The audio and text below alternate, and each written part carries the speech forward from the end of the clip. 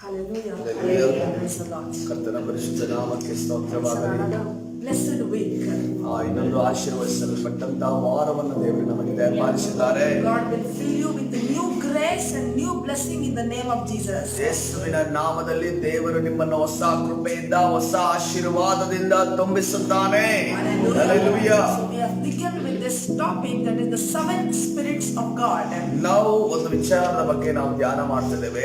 7 ದೇವರ ಆತ್ಮಗಳು ಅನ್ನೋ ವಿಚಾರವಾಗಿ ನಾವು ಧ್ಯಾನ ಮಾಡ್ತಾ ಇದ್ದೇವೆ. Remember, there is only one spirit, that is the Holy Spirit. ಒಂದನ್ನ ನೆನಪಿನಲ್ಲಿ ಇಟ್ಟುಕೊಳ್ಳ್ರಿ, ಒಂದೇ ಒಂದು ಆತ್ಮನಿರೋದು, ಆ ಆತ್ಮನು ಪರಿಶುದ್ಧ ಆತ್ಮನೆಂದು ನಾವು ನೋಡ್ತಾ ಇದ್ದೇವೆ. And these seven spirits are the seven dimensions of the Holy Spirit. ಆದರೆ ಈ 7 ಆತ್ಮಗಳು ಏನಿದೆ, 7 ರೀತಿಯಲ್ಲಿ ದೇವರ ಆತ್ಮನು ಯಾವ ರೀತಿಯಲ್ಲಿ ಕೆಲಸ ಮಾಡ್ತಾನೆ ಅನ್ನೋದನ್ನ ನಾವು ಈ ದಿವಸ ಕಲಿಯುತ್ತಿದ್ದೇವೆ. Amen. Hallelujah. The next spirit of God is ಮುಂದಿನ ಒಂದು ದೇವರ ಆತ್ಮನು ಯಾವುದೆಂದು ನೋಡುವಾಗ the spirit of might.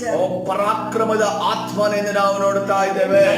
Hallelujah. The spirit of might is the fifth of the seven spirits of God. ಪರಾಕ್ರಮದ ಆತ್ಮನು 7 ಆತ್ಮಗಳಲ್ಲಿ 5ನೇ ಆತ್ಮನಾಗಿ ಎಂದು ನಾವು ನೋಡ್ತಾ So ಇದ್ದೇವೆ. you know where it is listed in Isaiah chapter 11 verse number 2. ಇದು ಎಲ್ಲಿ ಬರೆಯಲ್ಪಟ್ಟಿದೆ ಎಂದು ನಿಮಗೆ ಗೊತ್ತಿದೆ. ಯೆಶಾಯ ಪ್ರವಾದನೆ ಗ್ರಂಥ 11ನೇ ಅಧ್ಯಾಯ 2ನೇ ವಚನದಲ್ಲಿ You ಬರೆಯಲ್ಪಟ್ಟಿದೆ. know the word might, ಈ ಪರಾಕ್ರಮ ಅನ್ನುವ ಒಂದು ಪದ it literally means powerful, strong and valiant. ಬಹುಶಕ್ತಿ ಉಳ್ಳವರಾಗಿ, ಬಹುಬಲವುಳ್ಳವರಾಗಿ ಮತ್ತು ಶೂರರು ಎನ್ನುವ ಒಂದು ಪದದ ಅರ್ಥವನ್ನು ಕೊಡುತ್ತದೆ. This word is used to describe a proven warrior. ಒಬ್ಬ ಪರಾಕ್ರಮಶಾಲಿಯಾದ ಯುದ್ಧ ವೀರನನ್ನ ಆತನ ವಿಚಾರವಾಗಿ ಹೇಳುವಂತಹ ಒಂದು ಸಂದರ್ಭದಲ್ಲಿ ಉಪಯೋಗಿಸುವಂತ ಪದ ಇದಾಗಿದೆ. The same word might, ಅದೇ ಪರಾಕ್ರಮ ಎನ್ನುವ ಒಂದು ಶಬ್ದ is also used to describe the mighty men of David. ದಾವೀದನ ಬಳಿಯಲ್ಲಿ ಇದ್ದಂತ ಆತನ ಯುದ್ಧ ವೀರರ ಬಗ್ಗೆ ಹೇಳುವಂತ ಸಂದರ್ಭದಲ್ಲಿ ಈ ಒಂದು ಶಬ್ದವನ್ನು ಉಪಯೋಗಿಸಲ್ಪಟ್ಟಿದ್ದು. Where do you read this? ನೀವು ಇದನ್ನ ಎಲ್ಲಿ ಓದುತ್ತೀರಿ? 2 Samuel 2ನೇ ಸಮುವೇಲನ ಪುಸ್ತಕ chapter 23 23ನೇ ಅಧ್ಯಾಯ verse number 8. 8ನೇ ವಚನದಲ್ಲಿ ನೀವು ಓದುತ್ತೀರಿ. You read about the 30 mighty warriors of David. ದಾವೀದನ ಬಳಿಯಲ್ಲಿ ಇದ್ದಂತಹ 30 ಪರಾಕ್ರಮಶಾಲಿಯಾದ ಯುದ್ಧ ವೀರರ ವಿಚಾರವಾಗಿ ನಾವು ಅವರನ್ನ ವಿವರಿಸುವುದರ ಬಗ್ಗೆ ನಾವು ಓದುತ್ತೇವೆ. You are thinking, ನೀವು ಈ ರೀತಿಯಲ್ಲಿ ಆಲೋಚನೆ ಮಾಡ್ತಿರಬಹುದು. when God has the name as mighty, ದೇವರಿಗೂ ಕೂಡ ಪರಾಕ್ರಮಶಾಲಿ ಎನ್ನುವಂತ ಹೆಸರಿದೆ. even David, he had the men who had the name mighty. ದಾವೀದನು ಕೂಡ ದಾವೀದನ ಬಳಿಯಲ್ಲಿದ್ದಂತ ಆ ವ್ಯಕ್ತಿಗಳು ಕೂಡ ಪರಾಕ್ರಮಿಗಳು ಎಂದು ಹೇಳುತ್ತಾರೆ. What is the difference? ಇಲ್ಲಿರುವಂತ ವ್ಯತ್ಯಾಸ ಏನು ಅನ್ನೋದನ್ನ ನೀವು ಆಲೋಚನೆ ಮಾಡ್ತಿರಬಹುದು. One thing that we should remember, ಒಂದನ್ನ ನಾವು ನೆನಪಿನಲ್ಲಿ ಇಟ್ಟುಕೊಳ್ಳಬೇಕು. that David's mighty men, they were still humans. ದಾವೀದನ ಬಳಿಯಲ್ಲಿ ಇದ್ದಂತ ಪರಾಕ್ರಮಿಗಳಾದ ಯುದ್ಧವೀರರು ಅವರು ಮನುಷ್ಯರೇ ಆಗಿದ್ದಾರೆ. They had to get that mighty power from some source.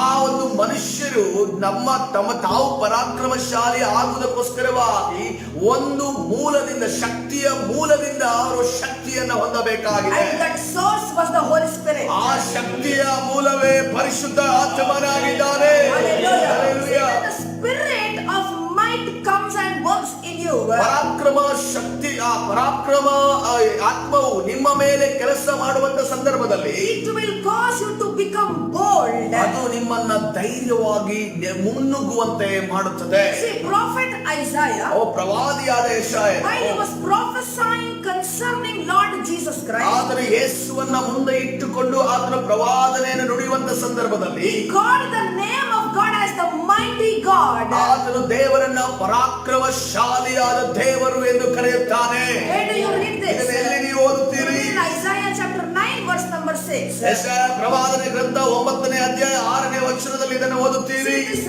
name of God refers to the attribute of might that overcomes. ಆ ದೇವರ ಆ ಒಂದು ಹೆಸರು, ಪರಾಕ್ರಮಶಾಲಿ ದೇವರು ಎನ್ನುವ ಹೆಸರು, ಅದು ಆತನ ಒಂದು ಸ್ವಭಾವವನ್ನು, ವ್ಯಕ್ತಿತ್ವವನ್ನು ತೋರಿಸಿ, ಆ ವ್ಯಕ್ತಿತ್ವ ಯಾವುದೆಂದು ನೋಡುವಾಗ ಯಾರೇ ಮುಂದೆ ಬಂದು ನಿಂತರೂ ಕೂಡ ಅವರನ್ನ ಜಯಿಸುವಂತ ಶಕ್ತಿಯಾಗಿದೆ. Hallelujah. It talks about the spirit of might, talks about the demonstration of strength.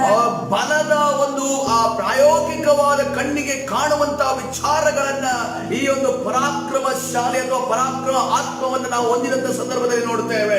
Goliath was a strong man. ಗೊಲಿಯಾತನು ಒಬ್ಬ ಬಲವುಳ್ಳ ಮನುಷ್ಯನಾಗಿದ್ದನು. There were Anakites, there were Nephilims, you read in the Bible. ಸತ್ಯವೇದದಲ್ಲಿ ಅನಾಕ್ಯರು ನೆಫಿಲೆರು ಎನ್ನುವ ಒಂದು ದೊಡ್ಡದಾದ ದೇಹ ಶಕ್ತಿ ಉಳ್ಳಂತ ವ್ಯಕ್ತಿಗಳಿದ್ದರು. They were all mighty human beings lived on this earth. ಅವರೆಲ್ಲರೂ ಕೂಡ ಈ ಲೋಕದಲ್ಲಿ ಜೀವಿಸಿದಂತ ಒಂದು ಶಕ್ತವುಳ್ಳಂತ ಒಂದು ಬಹಳ ದೊಡ್ಡ ಶರೀರವುಳ್ಳಂತ ವ್ಯಕ್ತಿಗಳಾಗಿದ್ದರು. But when the Spirit of God came upon David and Israelites, ಆದ್ರೆ ದೇವರ ಆತ್ಮನು ಯಾವಾಗ ದಾವೀದನ ಮೇಲೆಯೂ ಇಸ್ರಾಯೇಲರ ಮೇಲೆ ಸುರಿಯಲ್ಪಡುತ್ತಿದ್ದನು, they overcame Goliath, Anakites and Nephilim. ಅವರು ಗೋಲಿಯಾತರನ್ನ, ಅನಾಕ್ಯರನ್ನ, ನೆಫಿಲಿಯರನ್ನ ಎಲ್ಲರನ್ನ ಜಯವನ್ನ ಹೊಂದುವಂತೆ ಅವರ ವಿರುದ್ಧವಾಗಿ ಹೋರಾಡುವಂತೆ ಶಕ್ತರಾಗಿದ್ದರು. This was through the Spirit of might. ಇದು ಪರಾಕ್ರಮ ಆತ್ಮದ ಒಂದು ರೀತಿ ಕೆಲಸ ಮಾಡುವ ರೀತಿಯನ್ನು ನಾವು ನೋಡ್ತಾ ಇದ್ದೇವೆ. Hallelujah. This was the Spirit of might. ಇದು ಪರಾಕ್ರಮದ ಆತ್ಮವಾಗಿದೆ. See, when you possess the Spirit of might, ನೀವು ಯಾವಾಗ ಪರಾಕ್ರಮದ ಆತ್ಮವನ್ನು ನೀವು ಹೊಂದುತ್ತೀರೋ, it will make you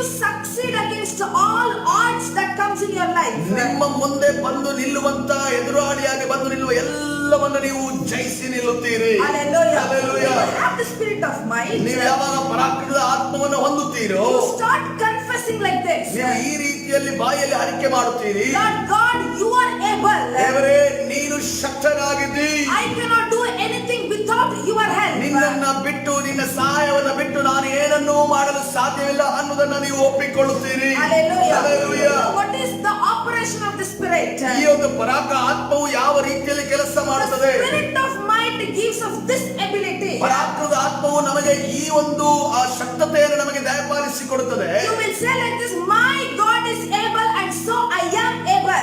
ಆವಾಗ ನೀವು ಈ ರೀತಿಯಲ್ಲಿ ಹೇಳ್ತೀರಿ, ನನ್ನ ದೇವರಿಗೆ ಎಲ್ಲವೂ ಸಾಧ್ಯ, ಅದರ ಮುಖಾಂತರವಾಗಿ ನಾನು ಕೂಡ ಏನು ಮಾಡಲು ಶಕ್ತನಾಗಿದ್ದೇನೆ. Hallelujah. Ephesians chapter 4 verse number 13. ಫಿಲಿಪ್ಪಿಯ ಬರೆದ ಪತ್ರಿಕೆ 4ನೇ ಅಧ್ಯಾಯ 13ನೇ ವಚನ. I can do all things through Christ who strengthens me. ನನ್ನನ್ನು ಬಲಪಡಿಸುವಾತನಲ್ಲಿ ಇದ್ದುಕೊಂಡು ಎಲ್ಲಕ್ಕೂ ಶಕ್ತನಾಗಿದ್ದೇನೆ.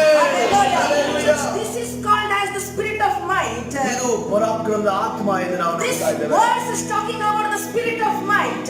ಈ ಒಂದು ವಾಕ್ಯಗಳು ಆ ಪರಾಕ್ರಮದ ಆತ್ಮದ ವಿಚಾರವಾಗಿ ಮಾತನಾಡುತ್ತಿದ್ದಾವೆ. Especially this verse is talking about the Spirit of might. ಈ ವಾಕ್ಯವು ವಿಶೇಷವಾಗಿ ಪರಾಕ್ರಮದ ಆತ್ಮದ ವಾಕ್ಯ ಮಾತ್ರವೇ ಮಾತನಾಡುತ್ತದೆ. I can do all things through Christ who strengthens me. ನನ್ನನ್ನು ಬಲಪಡಿಸುವಾತನಲ್ಲಿ ಇದ್ದುಕೊಂಡು ಎಲ್ಲಕ್ಕೂ ಶಕ್ತನಾಗಿದ್ದೇನೆ. That is the operation of the Spirit of might. ಪರಾಕ್ರಮದ ಆತ್ಮವು ಈ ರೀತಿಯಲ್ಲಿ ಕೆಲಸ ಮಾಡುತ್ತದೆ ಎಂದು ನಾವು ನೋಡ್ತಾ ಇದ್ದೇವೆ. Hallelujah. Hallelujah. Listen to this. ಈ ಸಮಯದಲ್ಲಿ ಗಮನವಿಟ್ಟು ಕೇಳ್ರಿ. Knowing what to do, ಏನನ್ನ ಮಾಡಬೇಕೆಂದು ತಿಳಿದುಕೊಳ್ಳುವುದು, that is the operation of the Spirit of wisdom. ಅದು ಜ್ಞಾನದ ಆತ್ಮದ ಕೆಲಸ ಎಂದು ನಾವು ನೋಡ್ತಾ But ಇದ್ದೇವೆ. having the ability to do, ಆದರೆ ನಾವು ಎಲ್ಲವನ್ನ ಮಾಡುವುದಕ್ಕೆ ಶಕ್ತರಾಗುವುದು, that is the operation of the Spirit of might. ಅದು ಪರಾಕ್ರಮದ ಆತ್ಮದ ಕೆಲಸವಾಗಿದೆ ಎಂದು ನಾವು ನೋಡ್ತಾ ಇದ್ದೇವೆ. Solomon had the spirit of wisdom.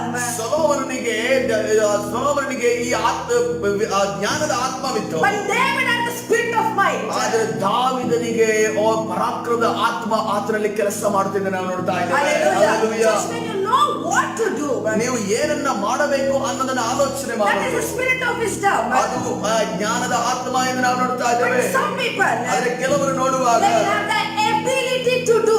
ಆದರೆ ಅವರು ಆಲೋಚನೆ ಮಾಡುವುದು ಮಾತ್ರವಲ್ಲ, ಅವರು ಕಾರ್ಯರೂಪವಾಗಿ ತಮ್ಮ ಮುಖಾಂತರ ಮಾಡುವವರಾಗಿದ್ದಾರೆ. That is the spirit of might. ಅದು ಪರಾಕ್ರಮದ ಆತ್ಮ ಅವರಲ್ಲಿ ಕೆಲಸ ಮಾಡುತ್ತಿದೆ ಎಂದು ನಾವು ನೋಡ್ತಾ ಇದ್ದೇವೆ. If you don't have the spirit of might, ನಿಮಗೆ ಪರಾಕ್ರಮದ ಆತ್ಮ ನಿಮ್ಮಲ್ಲಿ ಇಲ್ಲದೆ ಇರುವುದಾದರೆ, you have only wisdom. ಕೇವಲ ನಿಮಗೆ ಜ್ಞಾನ ಮಾತ್ರವೇ ಇದೆ. Only you can speak about certain things. ಕೇವಲ ನೀವು ಕೆಲವು ವಿಚಾರಗಳ ಬಗ್ಗೆ ಬಾಯಲ್ಲಿ Only ಮಾತನಾಡಬಹುದಷ್ಟೇ. you can have the creative ideas. ನಿಮಗೆ ಕೇವಲ ಒಂದು ಕ್ರಿಯಾತ್ಮಕವಾದ ಒಂದು ಆಲೋಚನೆಗಳು ಮಾತ್ರ You can ಇರ್ತವೆ. only speak and give ideas. ನೀವು ಕೇವಲ ಮಾತುಗಳನ್ನ ಆಡುತ್ತಾ ನೀವು ಹಾಗೆ ಮಾಡ್ರಿ ಹೀಗೆ ಮಾಡ್ರಿ ಅನ್ನುವ ಆಲೋಚನೆಯನ್ನು ಕೊಡಬಹುದಷ್ಟೇ. So when you have the spirit of might, ಯಾವಾಗ ನಿಮ್ಮ ಮೇಲೆ ಪರಾಕ್ರಮದ ಆತ್ಮ ಇರುತ್ತದೋ, you can do certain things. ಆ ಮಾತನಾಡುವಂತ ವಿಚಾರಗಳನ್ನು ನೀವು ಕೈಯಾರೆ ಮಾಡಬಹುದು. Hallelujah. Hallelujah. So you must have the spirit of might to do the things for the Lord. ದೇವರಿಗೋಸ್ಕರ ಈ ಎಲ್ಲಾ ಕಾರ್ಯಗಳನ್ನ ಮಾಡುವುದಕ್ಕೋಸ್ಕರವಾಗಿ ನಿಮ್ಮಲ್ಲಿ ಪರಾಕ್ರಮದ ಆತ್ಮ ನೆಲೆಸಿರಬೇಕು. Read what the Bible says in Ephesians chapter